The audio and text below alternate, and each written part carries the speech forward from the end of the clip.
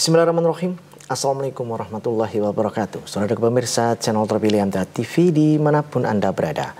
Puji syukur Alhamdulillah senantiasa kita panjatkan kehadirat ilahi Rabbi Allah Subhanahu wa Ta'ala atas genap karunia nikmat dan juga rahmatnya untuk kita semua di perjumpaan awal aktivitas pagi hari ini.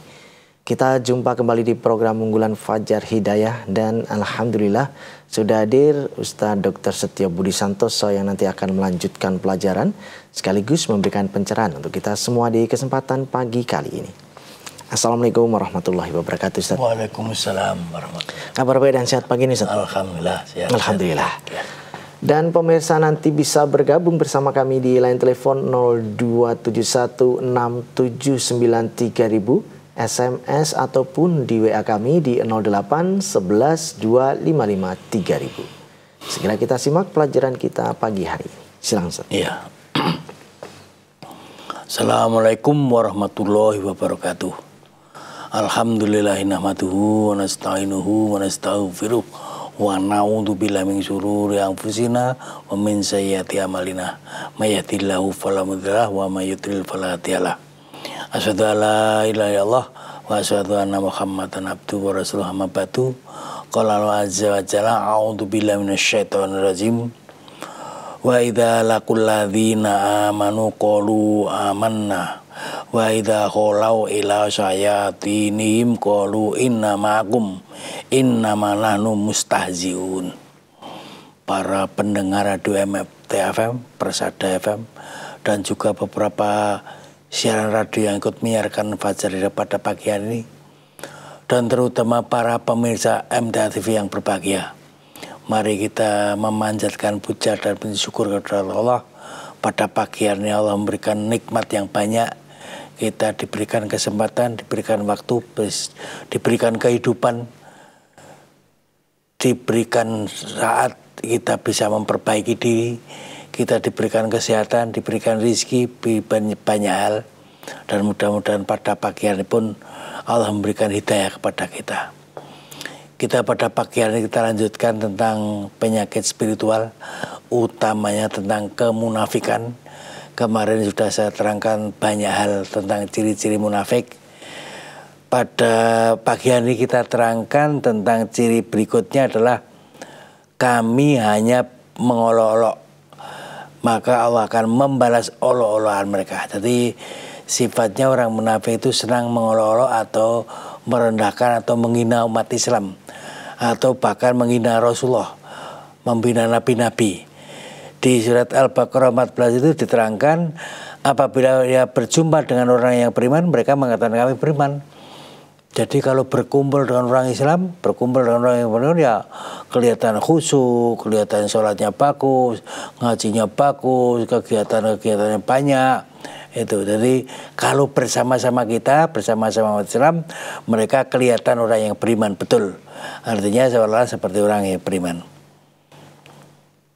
Tetapi ya, apabila mereka kembali kepada setan-setan mereka, maksudnya setan mereka itu teman-teman kafir mereka, mereka mengatakan sesungguhnya kami sependirian dengan kamu. Artinya mereka sebenarnya orang kafir, mereka orang munafik, mereka orang segolongan dengan orang jelek tadi, bukan orang yang beriman. Kami hanyalah berolok-olok. Jadi saya ikut orang-orang beriman, saya ikut orang Islam, kegiatan seolah mengikuti mereka itu saya hanya berolok-olok. Tidak yakin, tidak 100%.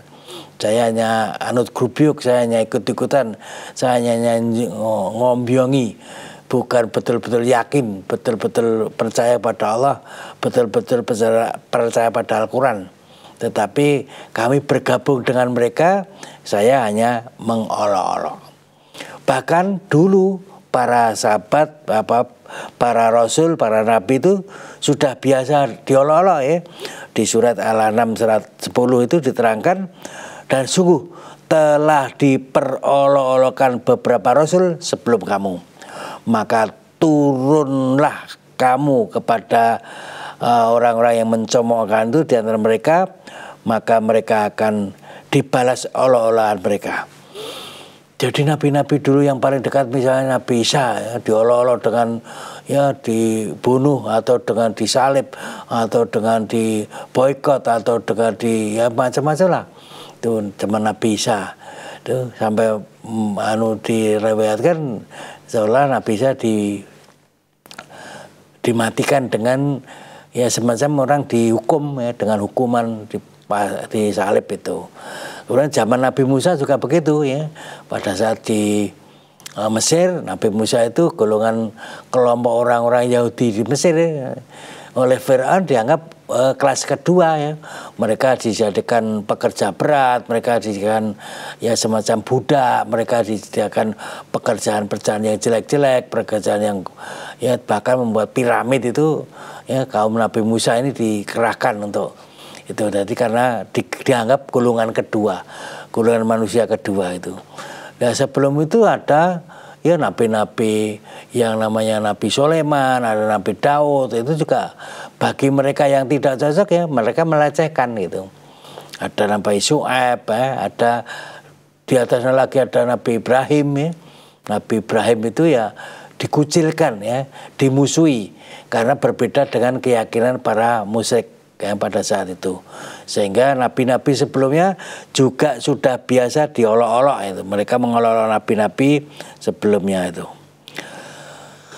Kemudian di ayat yang lain ya, di surat Jasiyah ayat 35 itu yang artinya yang demikian itu karena sesungguhnya kamu menjadikan ayat-ayat Allah sebagai olok-olokan ya. Dan kamu telah tertipu oleh kehidupan dunia, maka pada hari ini mereka telah dikeluarkan di dalam pasukan dan tidak pula mereka diselamatkan ya. Mereka tidak diberi kesempatan untuk bertobat pada saat sudah di neraka.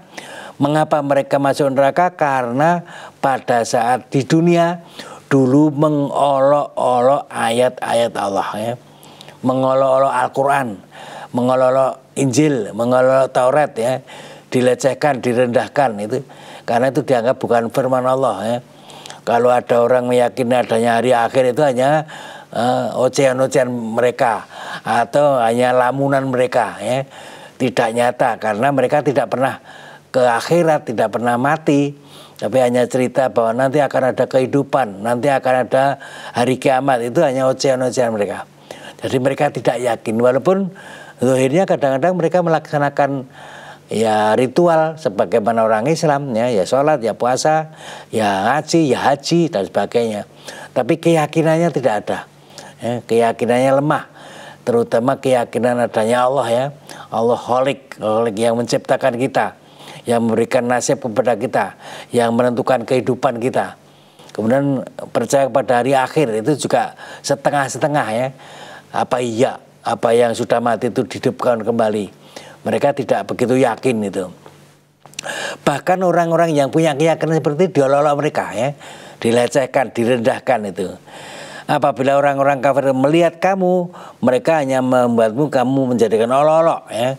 Orang-orang kafir itu kalau melihat manusia mukmin muslim itu ya misalnya dekil, misalnya kurus, misalnya ya istilahnya badannya jelek atau misalnya ya status ekonominya rendah, lemah itu, atau mungkin juga pendidikannya bodoh itu. Artinya mereka merendahkan umat Islam. Padahal inna akramakum indallahi atqakum, sebenarnya kemuliaan seseorang tergantung ketakwaannya, bukan tergantung hartanya, bukan tergantung jabatannya, bukan tergantung kebagusan wajahnya, tapi tergantung imannya, tergantung takwanya. Tapi orang-orang kafir itu melecehkan, merendahkan, terutama juga orang-orang munafik itu yang merendahkan orang-orang mukmin ya, menghinakan itu. Bahkan mereka mengatakan, apakah orang ini yang mencela Tuhan-Tuhanmu? Ya ini dulu orang di Arab, orang mereka menyembah berhala, mereka menyembah Lata, Uzza, mereka menyembah patung-patung itu. Karena Rasulullah datang kemudian menyampaikan bahwa yang harus kamu sembah adalah Allah, Tuhan yang esa, Tuhan yang menciptakan kamu, jangan menyembah berhala. Maka mereka mengatakan, apa orang ini Nabi ya yang mengatakan mencela Tuhan-Tuhanmu, Tuhanmu itu tadi patung-patung tadi, Tuhanmu itu adalah berhala-berhala tadi. Padahal mereka lah orang-orang yang ingkar mengingat Allah, maka tidak memperoleh taubat mereka.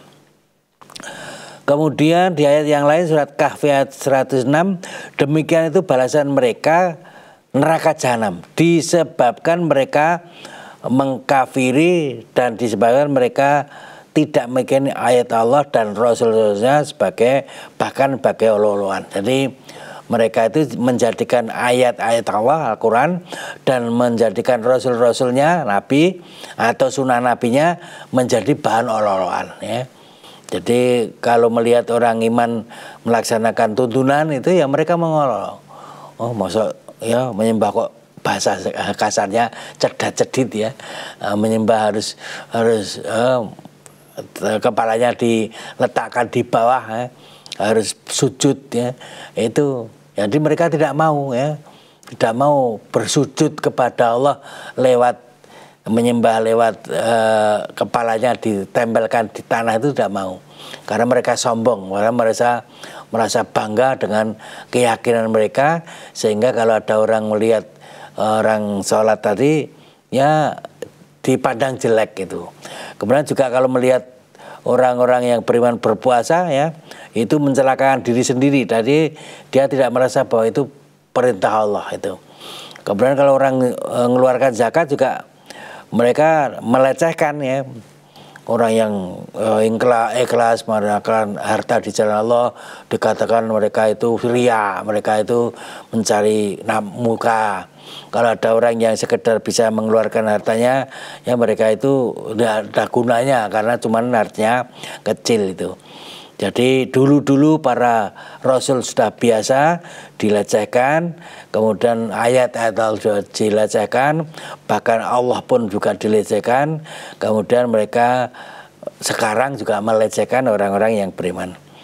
Di surat Kahfi ayat 56, dan tidaklah kami mengutus rasul-rasul hanyalah bawa berita gembira dan memberi peringatan, tetapi orang-orang kafir membantah dengan cara yang batil, agar dengan demikian itu mereka melenyapkan hak yang benar, dan mereka menganggap ayat-ayat Allah itu atau peringatan terhadap mereka itu adalah olo-oloan.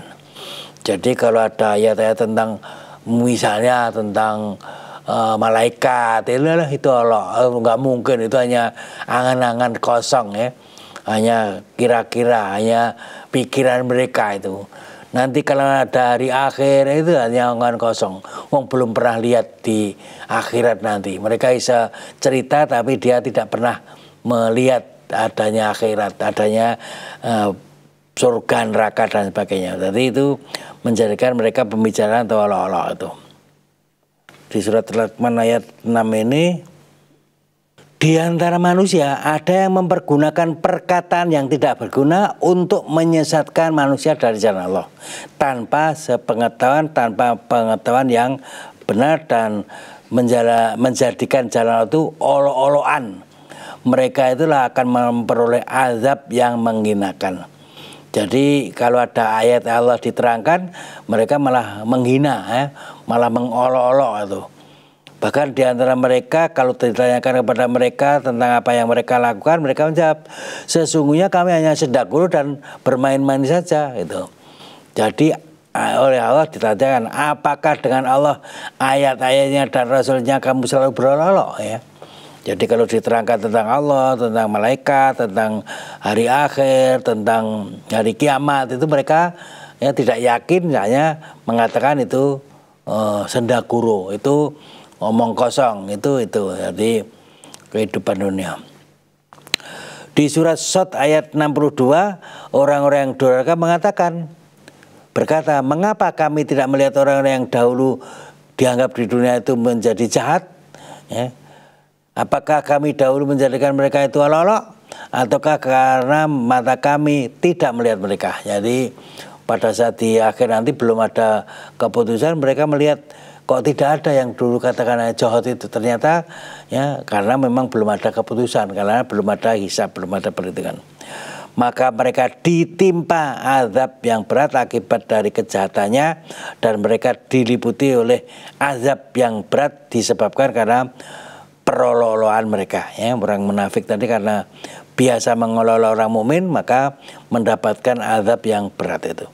Lalu kami menjadikan mereka itu buah ejekan, sehingga kesibukan kamu mengejek mereka menjadikan kamu lupa mengingat Allah, dan adalah kamu selalu mentertawakan mereka.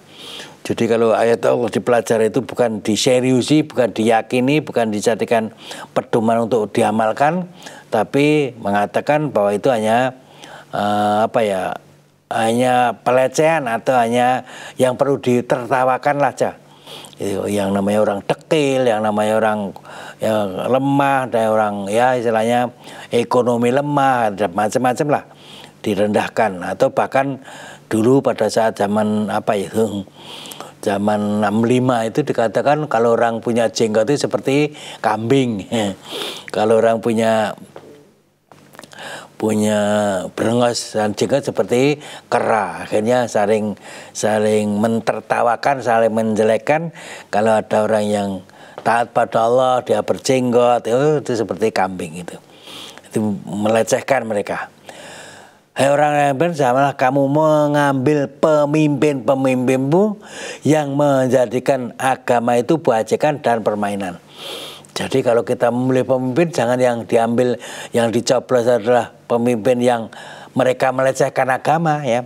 Agama menjadikan buah ejekan atau permainan, ya.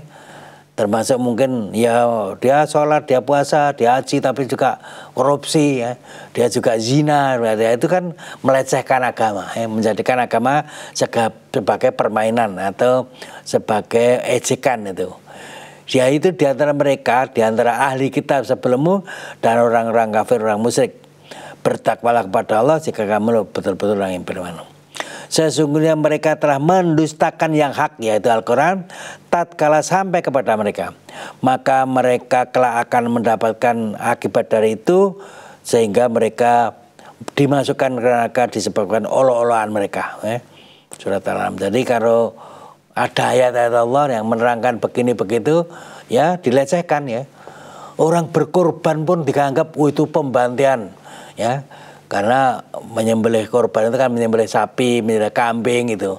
Tapi komentar mereka tidak mengikuti Rasul mereka untuk berkorban. Tapi kalau ada orang berkorban mengatakan itu pembantaian, ya. Pembantaian hewan, ya. Tidak punya peri kehewanan. Padahal itu merupakan ya istilahnya mengeluarkan harta di jalan Allah, membagikan makanan kepada saudaranya yang kadang-kadang mungkin setahun tidak pernah makan daging, ya. Tidak pernah selama hidupnya tidak makan daging karena kekurangan dan sebagainya, ya. Maka pada saat bulan kurban kita membagikan kurban. Tapi komentar mereka, oh itu pembantaian massal, ya. Pembantaian hewan, ya. Menyembelih tadi dengan berkorban sekian ribu sapi, sekian kambing, itu namanya pembantaian itu. Orang-orang munafik itu takut akan diturunkan terhadap mereka suatu surat yang menerangkan apa yang tersembunyi dalam hati mereka. Katakanlah kepada mereka, teruskanlah ejekan-ejekanmu terhadap Allah dan Rasul. Sesungguhnya Allah akan menyatakan apa yang kamu takuti. Jadi kalau orang ngejek Allah, ngejek Rasul, orang munafik itu memang takut, ya. Kalau sifat-sifatnya diketahui, ya, sifat-sifat jeleknya diketahui. Misalnya sifatnya orang ya berlindung dengan orang Islam atau makin menjauh, tidak diamalkan amal-amal yang harus dilaksanakan, itu ayat-ayat Allah menerangkan tentang sifat-sifat munafik itu. Maka orang munafik itu takut kalau diterangkan tentang yang munafik tadi. Bahkan mungkin menuduh kalau ada ustadz menerangkan tentang kemunafikan, ya dia mengatakan, wah itu kok nindir saya. Padahal hanya ustadz itu menerangkan apa adanya, apa yang dalam Al-Quran, apa yang dalam Sunnah. Tuh begini sifat-sifat munafik. 1, 2, 3 loh. Ternyata orang munafik merasa, oh itu ustadz itu menyindir saya. Dia mesti mendapat laporan itu mesti. Jadi sifatnya mereka merasa apa yang di dalam hatinya diketahui. Maka orang munafik juga mencela orang bersedekah, ya. Kalau ada orang bersedekah banyak, dikatakan itu orang riak, ya, orang cari muka. Tuh. Padahal belum tentu, karena memang orang sedekah banyak memang ikhlas kepada Allah, ya, dan memang perlu dana besar itu. Sebaliknya kalau ada orang mengeluarkan harta sekedar kesanggupannya, karena memang income-nya kecil, hasilnya kecil, ya dia mengeluarkan kecil sedikit. Apa komentar orang? Alah, nggak ada nilai apa-apa itu. Kok nggak infak kok cuma 2.000, infak kok cuma 10.000, infak kok cuma 50.000. Padahal kita perlu dana yang besar. Jadi kalau ada orang infak, melecehkan, merendahkan, ya. Kalau ada orang sholat, dilecehkan, direndahkan, diolok-olok gitu. Kalau ada orang ya, termasuk haji itu juga, haji kan urusan transportasi, urusan pariwisata, itu kan bukan urusan ibadah. Hanya Arab Saudi hanya mencari harta lewat pariwisata. Ya. Kalau saya bisa membuat pariwisata di Indonesia pun bisa, seolah tempat untuk ibadah. Itu berarti dia tidak merasa bahwa kita berhaji atau berumrah itu menghadap Allah atau melaksanakan sunnah Rasulullah, melaksanakan mengunjungi Baitullah itu. Dan apabila kamu melihat Muhammad, mereka hanyalah menjadikan kamu ejekan dengan mengatakan, inikah orang yang diutus Allah sebagai Rasul? Jadi kalau melihat Rasulullah, melihat para sahabat itu, ya, mereka melecehkan orang seperti ini yang diutus oleh Rasul. Jadi memang ya namanya yang diutus oleh Allah sebagai Rasul tentu manusia biasa, ya. Manusia seperti kita, bedanya menerima wahyu sehingga dia tahu tentang pelajaran-pelajaran dari Allah dengan menerima wahyu. Tapi kalau dilihat dari kehidupan sehari-hari, ya sama seperti kita, ya makan, ya ke pasar, ya mandi, ya dan sebagainya, bahkan ke pasar dan sebagainya. Alangkah besarnya penyesalan hamba-hamba mereka yang tiada datang seorang Rasul pun mereka selalu mengolok-olok. Jadi kalau orang nanti mengolok-olok itu nanti akan menyesal di kemudian hari. Maka jelaslah bagi mereka akibat buruk dari apa yang mereka perbuat.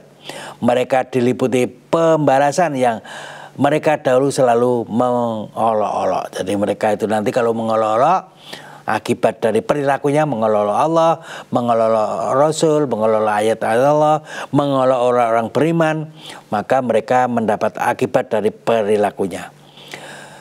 Tiada seorang pun Nabi datang kepada mereka, mereka selalu mengolok-olokan. Jadi Allah dan Nabi tentu biasanya diolok-olok. Sesungguhnya janji Allah adalah benar dan hari berpangkat itu tidak keraguan. Itu orang yang beriman mestinya begitu. Niscaya kamu akan menjawab, kami tidak tahu apakah hari kiamat itu. Kami sekali tidak lain hanyalah menduga-duga saja dan kami sekali-kali tidak meyakini. Ini orang kafir menjawabnya begitu. Kira-kira mbok menawa mungkin itu adanya kiamat itu belum tentu itu. Sesungguhnya kami memelihara kamu dari kejahatan orang-orang yang memperolok-olokkan. Sungguh telah memperolokkan di antara mereka rasul-rasul dan juga mereka turunlah orang-orang yang mencemoohkan rasul itu azab yang selalu mereka perolokkan. Di dalam kasih diterangkan bahwa sebesar-besar riba adalah terus-menerus menjatuhkan kehormatan orang Islam tanpa alasan yang benar. Jadi orang yang merendahkan, menghinakan itu orang Islam, itulah sebesar-besar riba itu. Kemudian sesungguhnya darah kalian, harta kalian, kehormatan kalian adalah haram atas kalian. Artinya kita tidak boleh saling merendahkan, menghinakan sesama umat Islam. Ya saya kira itu saja. Kalau orang yang beriman tentu akan menghormati, akan memuliakan orang yang beriman dan bertakwa. Tetapi orang munafik tadi itu merendahkan, menghinakan orang yang bertakwa. Mereka merasa punya jabatan atau punya kemuliaan tersendiri dibandingkan orang yang beriman. Kalau melibat orang yang beriman, mereka memincingkan mata, menganggap orang yang beriman itu rendah derajatnya. Saya kira itu saja. Ya. Baik pemirsa, kami harapkan Anda bisa bergabung bersama kami di line telepon 02716793000, SMS ataupun di WA kami di 08112553000. Namun sebelumnya kita akan simak beberapa informasi dalam rangkaian jeda pariwara berikut ini. Baik, saudara pemirsa channel terpilih MTA TV dimanapun Anda berada, terima kasih Anda masih setia bersama kami, khususnya di program unggulan Fajar Hidayah pagi ini. Kami persilakan kesempatan pertama di line telepon 02716793000. Kami persilakan. Halo, assalamualaikum. Halo, assalamualaikum. Waalaikumsalam warahmatullahi wabarakatuh. Ya, dengan siapa, di mana Bapak? Pak Adi, Palembang. Silakan Pak Adi. Assalamualaikum warahmatullahi wabarakatuh, Pak Ustaz. Waalaikumsalam warahmatullahi wabarakatuh. Mari Pak Adi. Saya mau tanya masalah apa ini koruptor itu, Pak Ustaz. Apa? Koruptor yang ditayangkan di TV itu, saya bicara dalam hati, brengsek tahu ini nggak punya madu, nggak punya iman. Perkataan dalam hati saya ini apa termasuk sungguton, Ustaz? Ya. Mohon penjelasannya. Terima kasih. Wassalamualaikum warahmatullahi wabarakatuh. Waalaikumsalam warahmatullahi wabarakatuh. Ya. Jadi sebagai orang yang beriman, tentu kalau kita melihat para perilaku koruptor itu kan berarti ya kita harus tidak senang, artinya jangan sampai itu seorang yang hebat, seorang pahlawan itu, karena dia diberi amanah ya, diberi kepercayaan menjadi pejabat ya, menjadi menteri, menjadi ya pejabat apa saja itu, ternyata dia merusak amanah itu, nanti khianat ya, mestinya dia dipercaya tetapi malah ya apa ya korupsi atau dengan cara memanipulasi dan sebagainya. Nah, mereka kadang-kadang tidak merasa, padahal itu merupakan dosa yang besar ya. Jadi mestinya harusnya itu kalau orang mendapat amanah menjadi anggota DPR, menjadi pejabat mungkin bupati, apa gubernur, apa ya segala macam jabatan itu adalah amanah. Kalau dilaksanakan mendapat pahala karena dia melaksanakan amanah dari Allah. Tapi kalau dikhianati, dia berkhianat maka mendapat dosa. Nah, mengapa begitu? Karena ya tadi tergelincir pada keyakinan. Kadang-kadang dia merasakan kemuliaan itu adalah seseorang yang punya jabatan yang tinggi. Kemuliaan merupakan orang yang punya harta yang banyak ya. Kemuliaan punya ya, kedudukan yang tinggi, punya jamaah yang paling banyak, itulah yang hebat. Padahal mestinya kemuliaan itu di tangan Allah. Kemuliaan mutakin, ya, orang yang bertakwa itulah kemuliaan. Bukan orang yang kaya raya itu menjadi mulia, tidak. Bukan orang yang punya jabatan itu punya kemuliaan, tidak itu. Jadi kalau mestinya kita kalau melihat para koruptor itu kasihan ya. Dia jangan sampai, jangan hati kita kepingin, wah itu si fulan tuh kaya raya, akhirnya apa uangnya triliunan rupiah ya.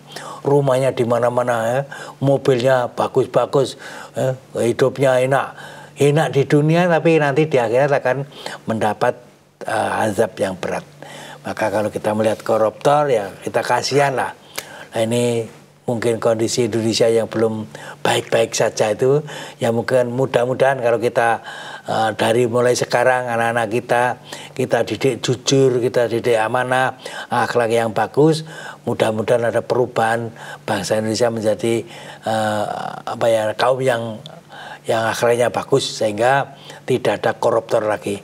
Tapi kalau dibiarkan saja kemudian banyak terjadi penyelewengan, ya sudah nanti akan hancur Indonesia ini karena disebabkan karena perilaku kaum Indonesia. Ya itu. Ya. Kita bacakan Ustaz yang sudah ada di WA. Ya. Pertanyaan dari saudara kita yang ada di Semarang. Apakah doa sujud terakhir dan sebelum salam boleh dilakukan untuk sholat sunnah rawatib, Ustaz? Sujud, doa pada saat sujud tidak harus sujud terakhir ya. Tidak ada ketentuan bahwa dalam hadis itu diterangkan misalnya sedekat-dekat hamba kepada Tuhanmu adalah pada saat sujud, maka perbanyaklah doa. Jadi tidak ada ketentuan sujud yang terakhir ya. Kemudian di sholat yang apa, ya sholat apa saja ya, pada akhirnya sholat apa saja, memang yang paling bagus juga terutama pada malam hari ya, misalnya pada saat sholat malam ya, sholat tahajud atau mungkin sholat duha atau sholat sunat yang lain, termasuk sholat rawatib boleh ya, karena dipakai untuk sujud. Mungkin yang kurang bagus kalau jadi imam ya, jadi imam kemudian ditunggu makmumnya, dia berdoa sambil sujud lama sekali, itu yang kurang bagus. Jadi kalau jadi imam kemudian sholat wajib ya 5 waktu ya tidak jangan memperbanyak doa di waktu sujud ya, karena itu sedang jadi imam, kemudian ada ditunggu makmum itu. Tapi kalau kita di tengah malam di waktu tahajud itu bagus. Kalau sholat rawatib boleh itu, tidak harus sholat sujud yang terakhir ya. Sujud yang pertama boleh, kedua boleh, karena di waktu sujud adalah sedekat-dekat hamba. Itu ya pertanyaannya. Ya. Kita beralih kembali di line telepon, kami persilahkan. Halo, assalamualaikum. Halo, assalamualaikum. Halo, assalamualaikum. Baik, kita lanjutkan yang ada di WA Ustadz dari Pak Hadi di Bojonegoro. Ustadz, apakah di dalam waktu khutbah Jumat itu boleh minum air putih? Semisal setelah khutbah kedua, kebetulan di mimbar itu disiapkan ada air putih dan bila ada yang minum diperbolehkan untuk minum. Itu disampaikan oleh petugas yang meletakkan itu untuk khotib. Oh iya, demikian. Untuk khotib ya. Jadi kalau untuk khotib boleh saja ya. Ya, tadi kalau ada khotib kemudian khotbah, kemudian mungkin karena kantar-kantar ya, itu ceramahnya dengan harus mengeluarkan tenaga, itu memang khotib yang paling bagus itu ya bicaranya lantang ya, bukan bicara halus, alon-alon, orang-orang pada tidur, tidak, lantang ya, seperti mengajak perang misalnya, ada dia dengan keras gitu, itu. Nah, kemudian oleh petugas, oleh tamir disediakan minum bagi mereka yang khotib tadi. Tentu boleh diminum ya, walaupun pada saat itu sedang khotbah ya. Sedang khotbah kemudian haus ya, kemudian juga mulutnya agak kering ya, boleh minum itu. Yang mestinya kalau yang jamaahnya, kalau masing-masing semuanya minum ya tentu bikin bubar. Tapi kalau ada jamaah 1-2 sedang kemudian ada disediakan air ya boleh saja. Tapi yang paling utama adalah khotib tadi boleh disediakan air, boleh minum pada saat khotbah ya. Kita lanjutkan pertanyaan berikutnya dari Ibu Suliani di Pasitan. Mohon tausiahnya Ustaz, dalam berwudu kita membaca basmalahnya itu dimulai dari membasuh yang bagian mana Ustaz? Ya. Kemudian yang kedua, apakah lupa tidak membaca doa sesudah wudu itu harus mengulangi lagi wudunya Ustaz? Yang pertama, yang namanya basmalah kan akan memulai wudu. Jadi bukan bersama membasuh di mana itu. Jadi pada saat itu belum membasuh apapun, belum membasuh apa-apa. Jadi mulai wudu Bismillahirrahmanirrahim itu. Sebelum melaksanakan, sebelum membasuh apa saja itu. Jadi bukan pada saat membasuh apa, tetapi sebelum. Ya. Jadi sebelum wudu Bismillah dulu, kemudian baru memulai wudunya. Setelah selesai wudu kok lupa tidak membaca doa setelah wudu, apakah perlu mengulang wudunya? Tidak ya. Jadi wudunya tetap sah, tetap halal. Kalau mungkin sampai sholat kemudian tidak baca doa tadi juga tidak membatalkan wudunya. Tidak harus mengulang wudunya. Jadi tidak ada ketentuan seperti itu ya. Jadi kalau pada saat setelah wudu kemudian ingat bahwa itu ada doa setelah wudu, syahadat ya, kemudian dilaksanakan, itu bagus. Tapi kalau lupa sampai sholat tuh, tadi saya belum doa sudah wudu, saya ngulang lagi, tidak ada ketentuan seperti itu. Ya.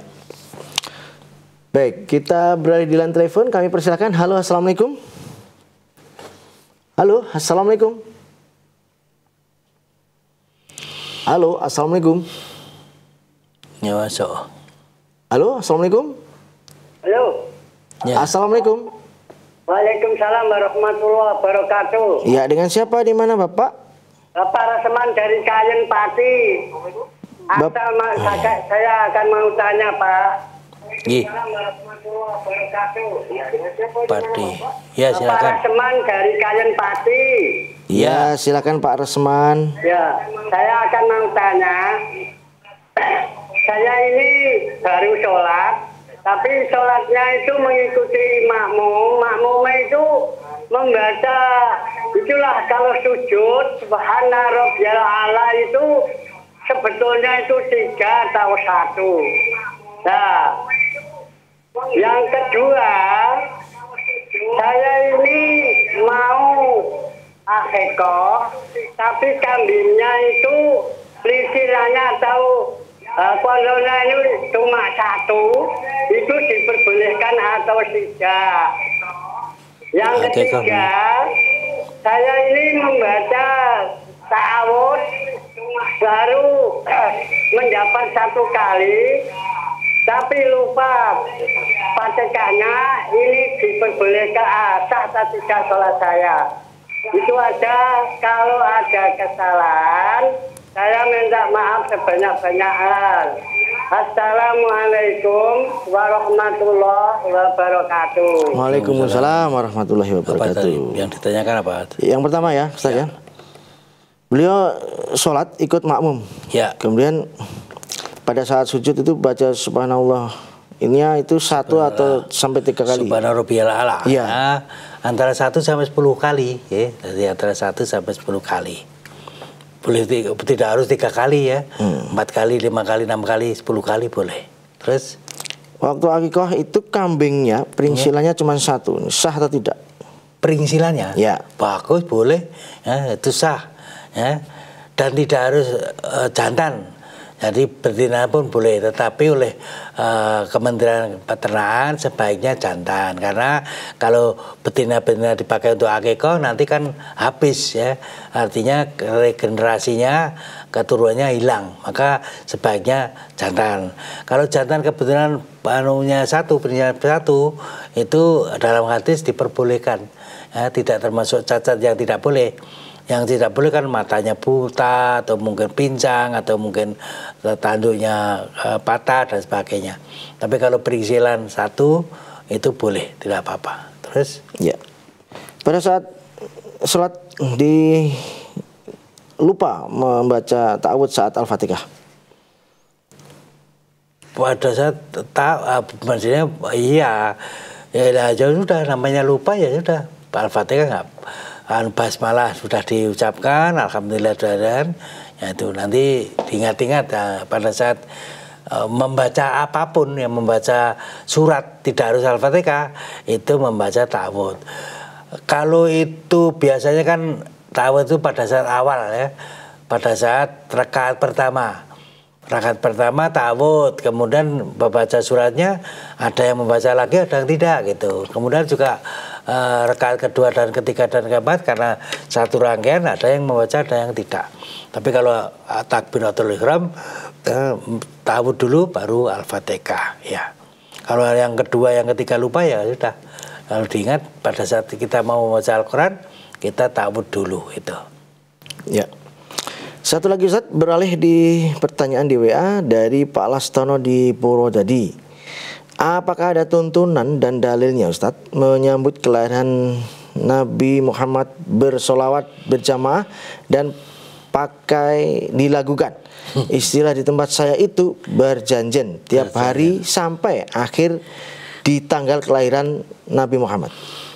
Ya, saya belum tahu ya, artinya mungkin saya yang tidak tahu, kebodohan saya, maka yang ditanyakan yang mereka melaksanakan itu ya. Harusnya begini, karena dalam sunnah Rasulullah begini, dalam hadisnya begini, itu berarti mereka melaksanakan harus ada dalilnya. Kalau yang tidak melaksanakan, saya tidak pernah melaksanakan, ya tidak tahu, tidak ada dalil, tidak ngerti bahwa ada sunnahnya seperti itu, ya tidak dosa karena memang tidak tahu. Tapi mereka yang melaksanakan suatu amalan dianggap ibadah, ya, pelaksanaan ritual yang ibadah tadi harus ada dalil, harus ada contoh dari Nabi. Karena barang siapa beramal tanpa tuntunan itu tidak diterima, ya, tertolak ya. Jadi amalan sholihan kalau tidak ada tidak ada contoh dan tidak ada perintahnya, maka amal itu fawarodun, dan mereka tidak diterima. Jadi kalau itu dianggap ibadah, ritual, itu kalau ada contohnya. Tapi kalau hanya pengajian biasa menerangkan tentang bagaimana kehidupan Rasulullah, kemudian lahir pada saat jahiliyah, kemudian dakwanya begini begitu, pengorbanannya, perjuangannya begini begitu, itu boleh-boleh saja. Tidak suatu ritual ya, tidak ada ketentuan begini begitu, tidak ada ya harus begini begitu. Tapi ya secara umum yang menyampaikan tentang kehidupan Rasulullah, perjuangan Rasulullah ya, para sahabat dan sebagainya.